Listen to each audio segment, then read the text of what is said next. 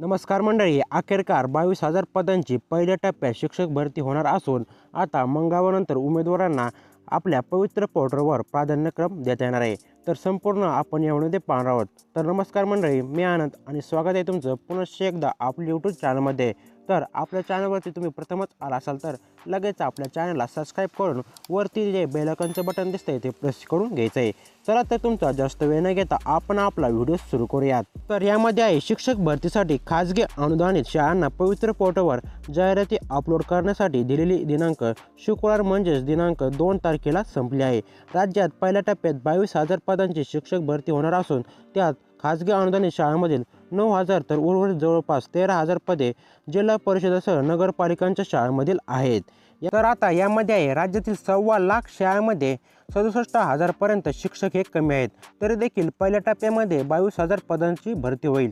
त्यात जिल्हा परिषदांच्या शाळेमध्ये 21 रिक्त पदापैकी 70% तर खाजगी अनुदानित शाळेमध्ये 80% पदभरतीस मान्यता मिळाली आहे. तर खाजगी शाळांमध्ये पवित्र पोर्टलच्या माध्यमातून तुम्हाला अप्लाय करता येणार आहे. तर यामध्ये आहे खाजगी शाळांना 1 रिक्त जागेसाठी 3 उमेदवारांची मुलाखत घ्यावी लागणार आहे. तर यामध्ये तुमचा चान्स कुठे आहे ते तुम्ही इथं चेक करू शकता. तर यानंतर आहे प्राधान्यक्रमाला मंगळवारनंतर सुरुवात, म्हणजे तुमच्या पसंतीक्रमाला आता मंगळवारनंतर सुरुवात होणार आहे. तर यामध्ये पवित्र पोर्टलवर TAT उत्तीर्ण जवळपास 2.25 लाख उमेदवारांनी नोंदणी केली आहे.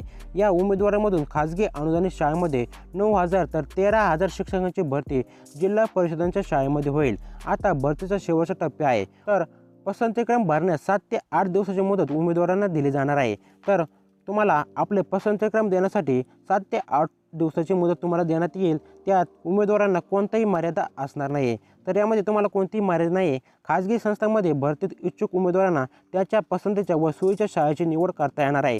तर तुम्हाला ज्या शाळेची पसंती द्यायची आहे ती शाळा तुम्ही इथून निवडू शकता. जिल्हा परिषद शाळेमध्ये भरतीत इच्छुकांना किती जिल्हा परिषद पर्याय देता येणार आहे. तर तुम्हाला जर जिल्हा परिषद शाळेमध्ये जर अप्लाय करायचं असेल तर तुम्हाला किती पण शाळांना अप्लाय करता येणार आहे. त्याला काही लिमिट नाही आहे. प्राधान्यक्रम भरण्यास 6 फेब्रुवारीनंतर सुरुवात होईल. तर तुम्हाला पसंतीक्रम देण्यासाठी 6 फेब्रुवारीनंतर सुरुवात होणार आहे आणि फेब्रुवारीच्या अखेर ही प्रक्रिया संपणार आहे. तर या अगोदर तुम्हाला तुमचं पसंतीक्रम हे देऊन घ्यायचं आहे. तर आशा करतो की तुम्हाला ही माहिती महत्त्वपूर्ण ठरली असेल. व्हिडिओ आवडला असेल तर व्हिडिओ नक्की लाईक करा आणि आपल्या चॅनलवरती नवीनच आला असाल तर लगेच आपल्या चॅनलला सबस्क्राईब करून घंटीचं बटन प्रेस करून घ्यायचं आहे. तर भेटूयात अशाच नवीन इन्फॉर्मेशन सोबत. तोपर्यंत धन्यवाद.